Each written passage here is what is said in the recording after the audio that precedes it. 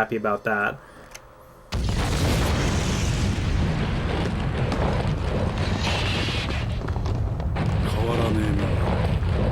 So, was Bear Walken's penthouse on top of a skyscraper?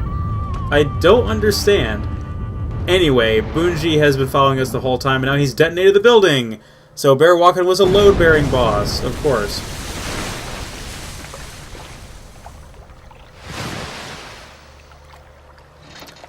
Well, wouldn't be the first time we fell from a skyscraper, right? Huh, there's a little church down here. So this is the only, we don't have Mika or obviously not Dr. Tokioka, but I think we can contact Mika through the radio.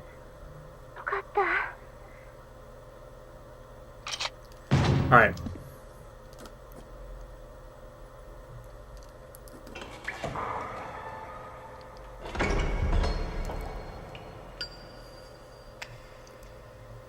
I can't think of a better or more badass stage for this fight.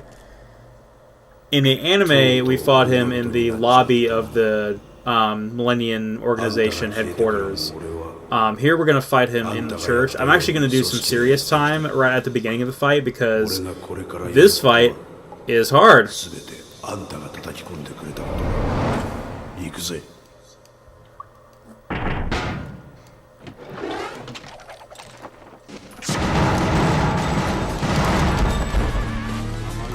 Damn it. That was not supposed to happen.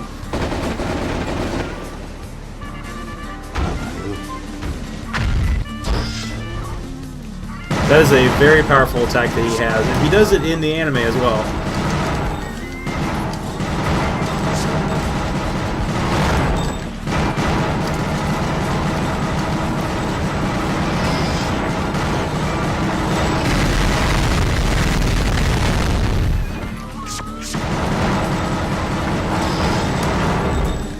Okay, that was not how I wanted that to go.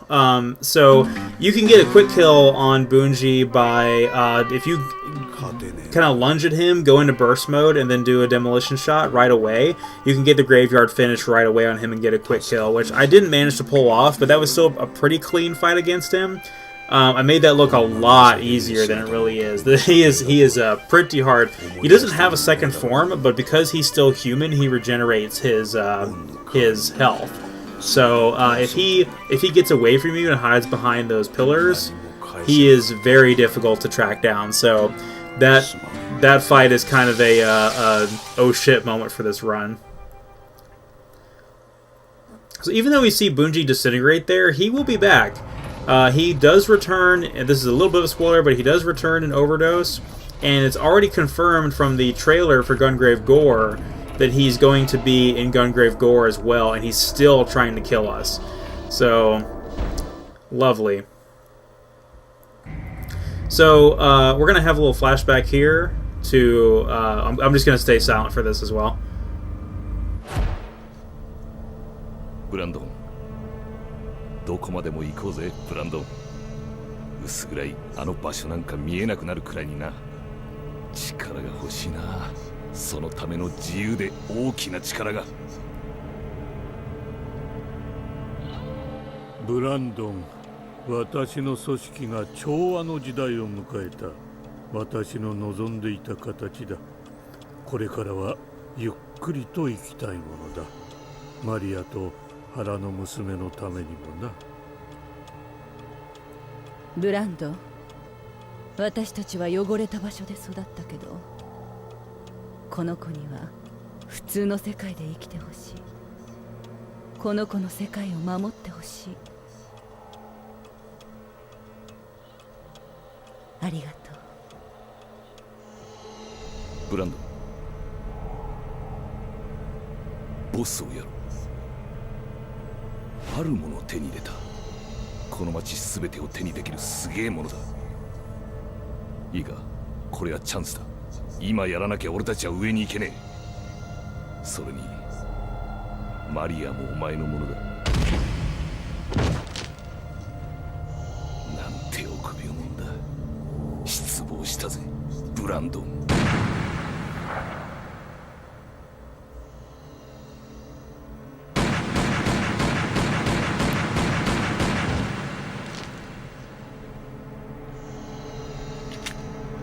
誰よりも上に立たなきゃいけねえんだよ。お前だけは分かってくれると思ったが。落ちろブランドン、元の薄暗い場所へ。お前にはお似合いのグレイブだ。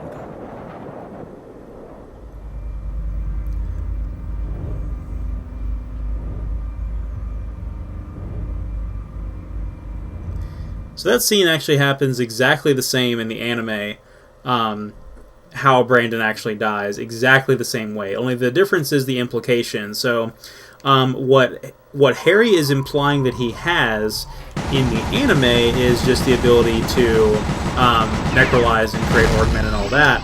Whereas here in the game, he's implying that he has access to this alien ship that has basically landed. So yeah, the final stage of this game is going to get weird, and we'll explain a little bit more when we get to it. But we have some Orgmen and we have some weird hybrid alien enemies, which I think a lot of this ties into the whole seed thing from the Overdose, which we'll see more about that. So I want to explain a little bit about Bunji before we get too far away from it. So Bunji Kukashira was Brandon's sort of like his protege, one of his partners when he was part of the organization, and they would do a lot of missions together, a lot of hits together, and they were sort of like friends but rivals in a way because they were so similar in their fighting style.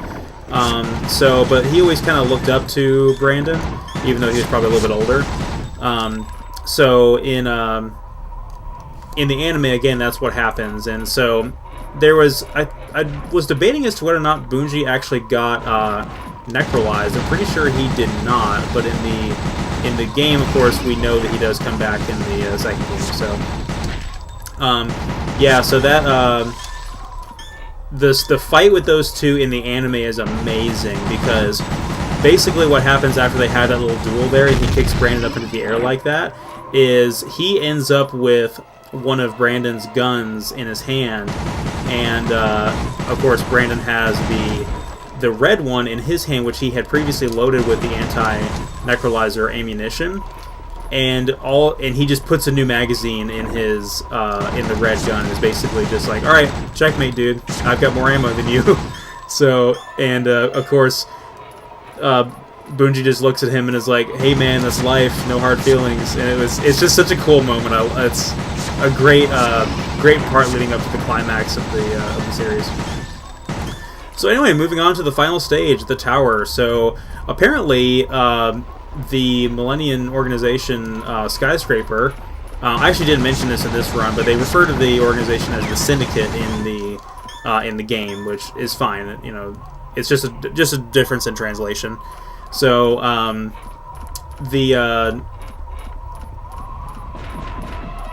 the final stage here, again, we believe that there was some kind of weird alien thing that Harry McDowell found, and so a lot of the technology is based around that. The enemies we have here we have those flying drone enemies, which can be pretty easily taken out, although they're very annoying to lock onto. We have these things, which are enemy spawners, and they're really annoying. Then we have the Orgmen type enemies that we see in the anime with all of the cannons on their arms, where they shoot out little projectiles at us. We see those in the anime, and actually, those of you that have seen Blood Blockade, which was the anime based around Yasuhiro Naito's most recent manga series, that enemy, that character design makes an appearance in Blood Blockade. So take a look at this enemy right here.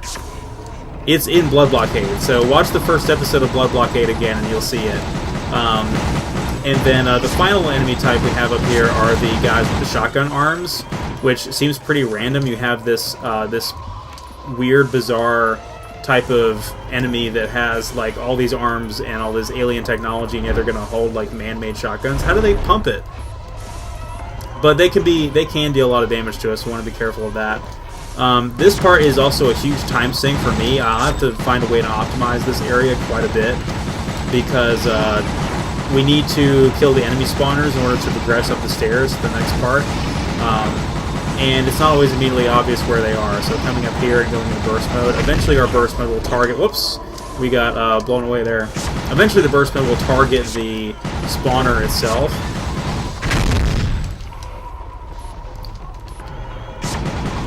Okay, so we should be good. we got the trigger there.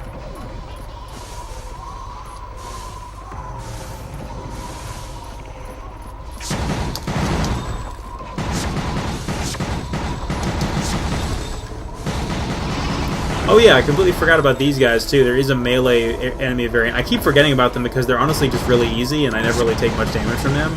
But there is a melee variant of enemies up here too with big sickle scythe arms. The interesting thing though is, you know how in the previous stages we had those quote-unquote big enemies that were critical for certain objectives?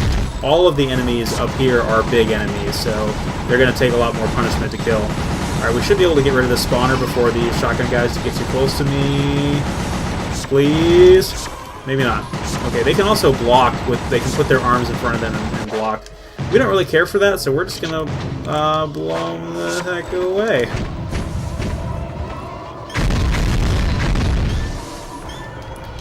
Alright, good deal.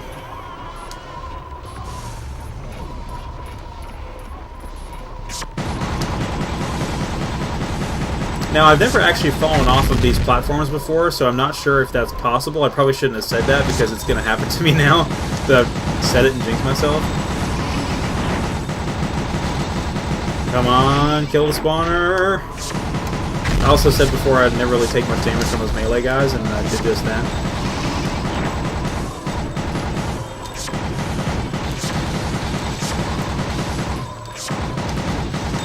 I've been forgetting to do the whole claw gripping thing. I've been trying to get my hand to rest too because, like I said, it's very, very strenuous to kind of grip the controller this way.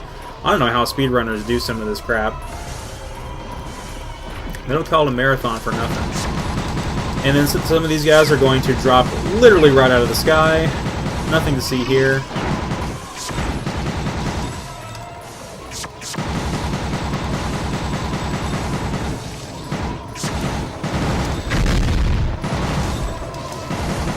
Oh, he actually went down pretty quick, I guess, because we just hit him with the shoot dodge at just the right time and managed to take him out.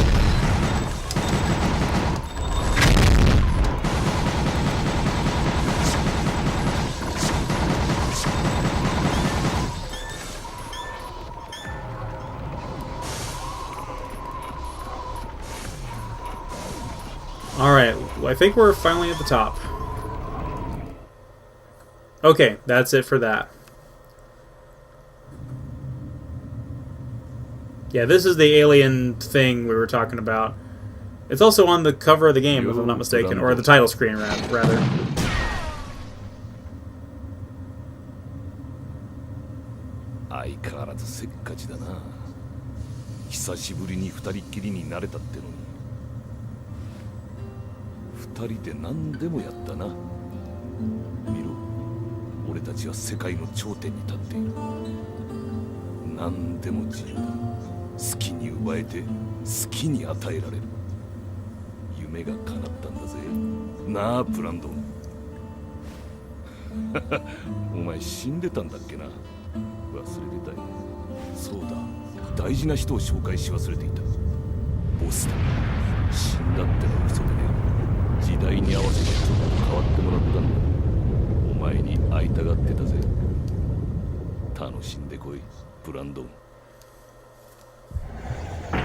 Alright, so Harry has necrolized the boss, Big Daddy, so he's going to be the second to final boss here, so what a dastardly thing for him to do. This was pretty shitty of him, so this is actually a pretty difficult fight.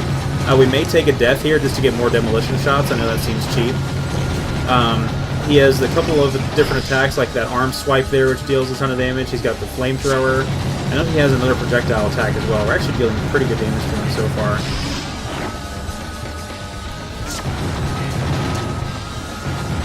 The damage from that attack is bleeding into our actual health bar as well. So I'm going to go ahead and heal.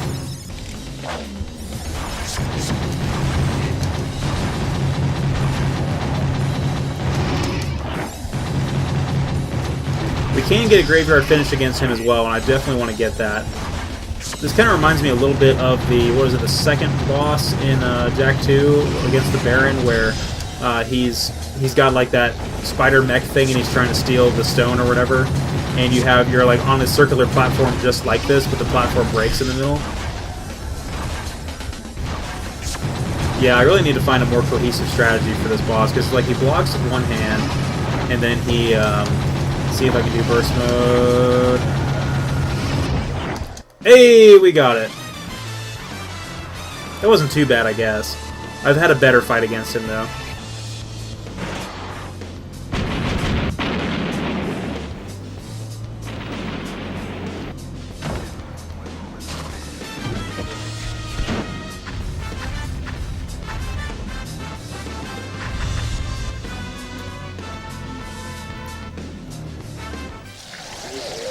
Hell yeah!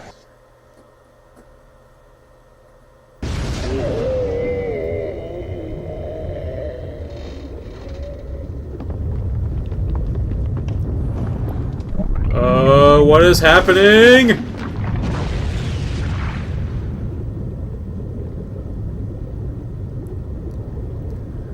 What in the name of Cthulhu's nutsack is that?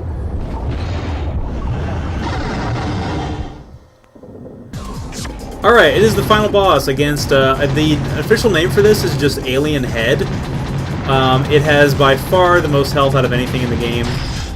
It has this projectile eye attack. I think I'm probably going to take a death here just so I can get my health back and probably get another demolition shot. We'll see what happens.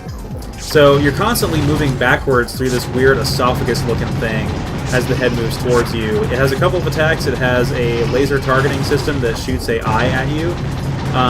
As you deal damage to it, eventually these eyes will pop off and destroy, just like Bear Walker's arms. He also has this attack where he vomits out little skull-like projectiles at you, and then of course he lunges at you and tries to bite you. This attack right here, you can still hit the eye even though like he's using the mouth on top of his head, as disgusting as that is. You can still like shoot dodge backwards and dodge that, even when he's trying to suck you in, so that's actually a pretty good opportunity to deal damage to him. So even while you're focusing on which eye you're targeting, make sure that you focus where that laser is going to. Once that laser gets its sights on you, shoot dodge out of the way, and you'll dodge the eye projectile as it comes at you.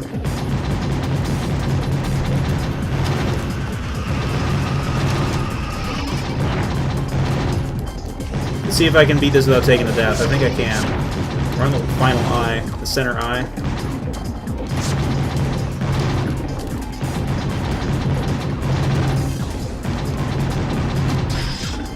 Oh, that's not good.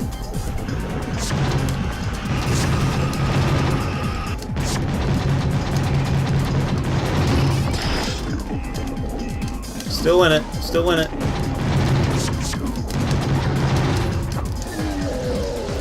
Yay, we got it.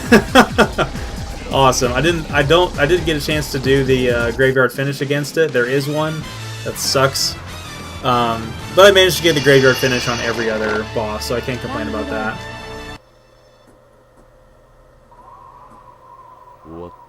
Alright, so time is when we shoot Harry McDowell.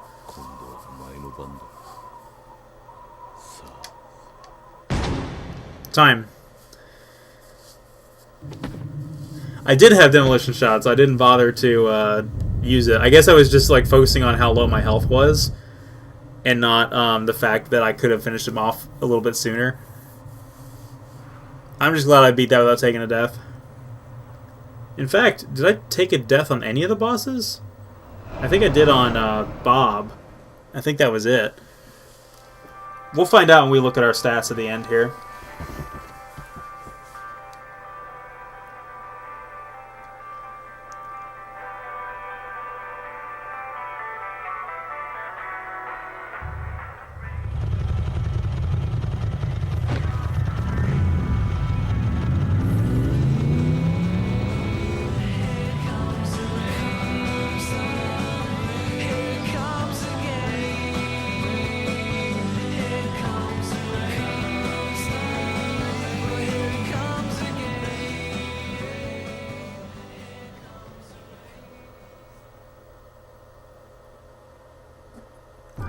And they ride off into the sunrise. So that was Gungrave. I hope you guys enjoyed that. That was a nice little casual run for you guys. I'm going to continue to test it some more and test some of the speed tech, and hopefully I'll be able to do a proper speed run of this. I think my current PB is a 49 minute something. And I think the world record is like a 36 or something like that. It's on. It's actually on Twitch. I found it. Found the guy that did it.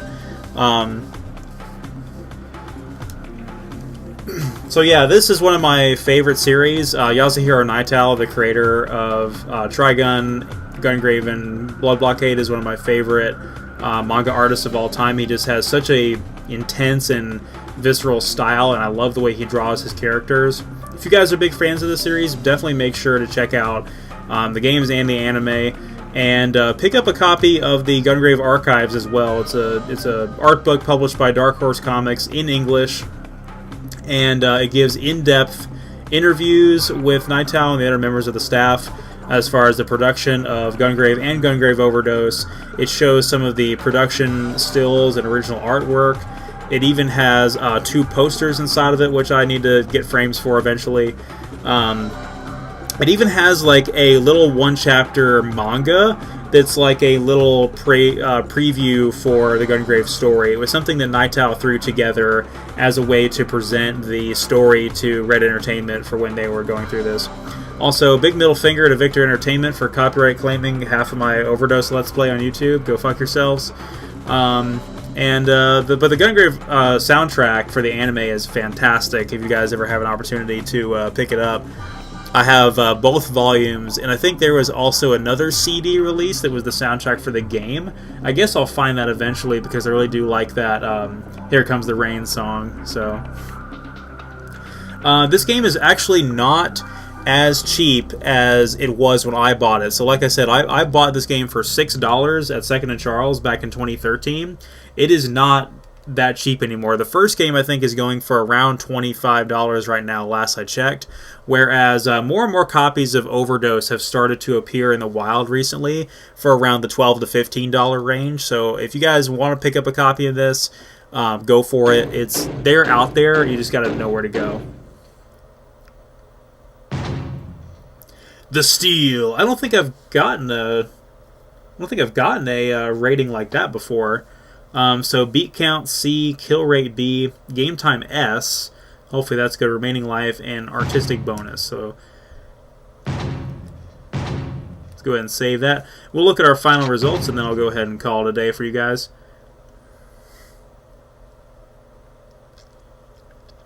So June wants me to let him know when I'm getting around to doing Overdose. Probably pretty soon. I'm going to upload each of these stages to YouTube one at a time, and then I'll probably do a grave run through Overdose, and then I will do a... I'm still actually play testing the other 2 characters in Overdose. Let's take a look here. So, now we can turn... Wait, the blood has been turned off? What does Rapid do? Looks like I might have to do some other testing there. So apparently my best time now is a 42 or something, but that's game time. That's not RTA. So I don't know how viable that is in terms of like speed running. But yeah, allegedly my PB is lower than it was. Let's look at some of the extra content. Let's see, camera. I guess you can change the camera option, and then I think there's a like slow-mo mode or something like that, which sounds awful. I can't imagine why you'd want to play that. And then we have little character cards here. Oh, these are cool. I like these. They're like little action figures in boxes. I don't know if you guys ever looked at these before, but it's the models for the enemies. This is the one I was talking about that's in Blood Blockade. And it has like a little carded thing on the back, just like a little action figure. And then there's the manga I was talking about that's on. It's in the what do you call it? The Gungrave Archives. And yeah, 70mm finger is what these guys are called. So I guess I should actually go and look up all the names of all these enemies so that in my future runs I can refer to them as their canon names. So. Misu Rambo. Okay. What about the trench coat guy? Hooligan! Is this guy Hooligan as well? Badass. Geez, I never would have imagined. Okay, so that is it for Gungrave. I hope you guys enjoyed this. And I will see you guys next time.